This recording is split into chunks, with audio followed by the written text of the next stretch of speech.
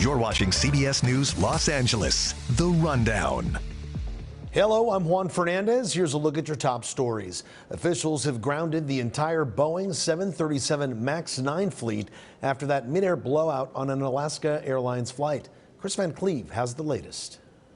These Boeing 737 MAX 9 jetliners aren't leaving the ground. The FAA ordered 171 of the planes pulled out of service, forcing hundreds of cancellations for Alaska Airlines and United Monday, while investigators try to determine what caused a door panel to blow out during an Alaska Airlines flight Friday night. Alaska, Triple to declare an emergency. We're descending down to 10,000 and we need to return back to Portland. It happened at about 16,000 feet shortly after taking off from Portland, leaving a gaping hole in the aircraft. The force was so great, it pulled off a passenger's shirt and ripped open the locked, fortified cockpit door 26 rows away. Nicholas Hoke was on the flight. A loud boom, or almost like a mini explosion, happens abruptly. The so-called plug door was recovered in a school teacher's backyard.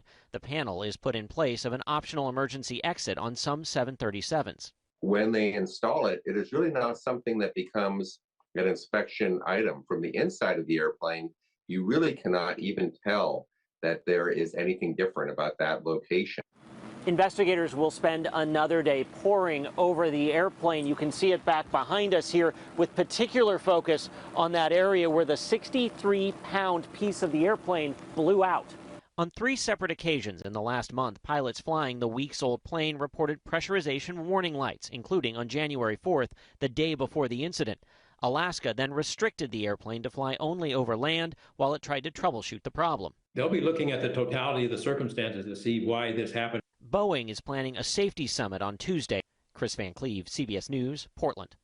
And earlier today, United confirmed that during its preliminary inspection of its grounded 737 MAX 9 airliners, it did find loose bolts on door plugs on several of those planes.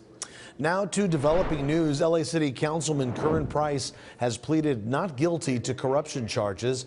He was arraigned just moments ago. Price is accused of embezzlement, perjury, and conflict of interest. The charges stem from allegations that Price voted on projects tied to his wife's consulting business without reporting the connection. Price is due back in court the 1st of March. And the search continues for a driver behind 2 hit-and-run crashes in Anaheim, leaving 3 people hurt and 1 woman dead. KCAL News reporter Michelle Geely working on that story. So you can see that this part of Anaheim, Harbor Boulevard and Catella, is busy. We often see tourists from Disneyland in this general area. There are lots of restaurants and hotels, and Disneyland is catty corner from where I'm standing here. Friday night, there was a double traffic accident, a double TC hit and run. And Anaheim police are still on the lookout for that driver. They say that he is in a tan or a gold, either a Corolla or a Toyota Camry. So here is how police are describing this. This intersection right behind me here, there was a family of 3 crossing, and this driver hit the family. Minor to moderate injuries there. Then about a block away, as he was leaving this scene, the hit and run driver, according to police, hit a car, then hit a bus, and then ran into a homeless woman who was pushing a stroller with her belongings. She died. She has been identified as 75-year-old Judith Stanford, and we today are going to try to track down people in the area who may know her.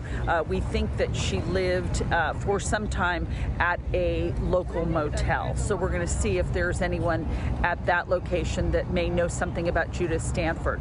So again, Anaheim police still on the lookout for this hit-and-run driver who really wreaked havoc here behind me in the resort area. This is the Disneyland resort area in Anaheim. Again, we don't have a motive. We don't know whether this was intentional. We don't know whether he was driving under the influence or why it was that he hit these particular people.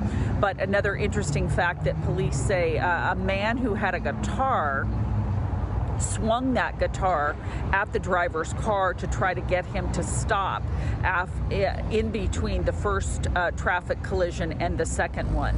So there were a lot of witnesses to what was going on because, as I said, this is a very popular spot, always tourists here coming and going from Disneyland. So we'll bring you the latest later on KCAL News.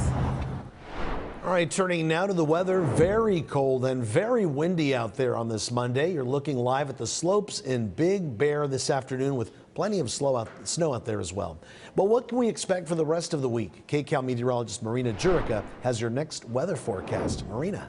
Thanks, Juan. Well, more of the same, really. We're not going to get too much colder than what we saw this morning. Our coldest temperatures of the season will come overnight tonight into early tomorrow morning, and then we'll stay pretty static as we head into the rest of the week. So just grab those winter coats. You're going to need them for the stretch. This morning, Lake Arrowhead 21, Palmdale 23, Hemet 32, Chino Hills 32, and Camarillo 35. And as we move into the overnight tonight, you can chisel about 5 or 6 degrees more off as this cold air mass just basically sets up shop right on top of us. And currently right now, a lot of us struggling to even get into the 60s, believe it or not, with 57 at LAX. We've got 57 in Simi Valley and Santa Clarita checking in at 56, 49 in Palmdale, 32 right now in Big Bear City, 59 in San Bernardino and Riverside, 61 in Laguna Beach, 62 in Fullerton, and 60 in Malibu. So a little warmer along the coastline, but the further inland you go, the much cooler it gets. And that'll be pretty much the setup as we move forward. For the next few hours here in Orange County, we'll be looking at 61 degrees at 4, 54 at 6 o'clock as you're heading out and about for dinner. And then overnight tonight, those 40s will be returning. And so that's why we have a freeze warning in effect throughout pretty much the entire Inland Empire, and moving up into portions of Ventura County as well as northern LA County. And so we will see these areas with the coldest temperatures overnight tonight and into tomorrow, anywhere from about 28 to 33 degrees. So you'll see a lot of frost, a lot of freezing. You might even have to scrape your windshields, believe it or not, in these locations as you wake up on your Tuesday morning. But highs today are going to be pretty much right now, and we're going to be looking at the low 60s in the valleys, LA and OC Metro and beaches, and then the upper 50s in the Inland Empire, right around 50 for the high desert, and 34 in the mountains. And then the extended, you can see we're not really shifting much. We're seeing our highs staying in the low to mid 60s. We have a dry cold front coming in on Wednesday. That's going to really reinforce that cooler air. And then a slight chance possibly on Saturday and Sunday for some rain. It will be light if it does push into our region, but that's also just going to keep our temperatures in check as we stay unseasonably cool for the stretch. Juan. Feel it. Thank you, Marina. Thank you so much. And this has been CBS News Los Angeles, The Rundown. Thanks for joining us. I'm Juan Fernandez. We'll be back here live at 4 on CBS News Los Angeles.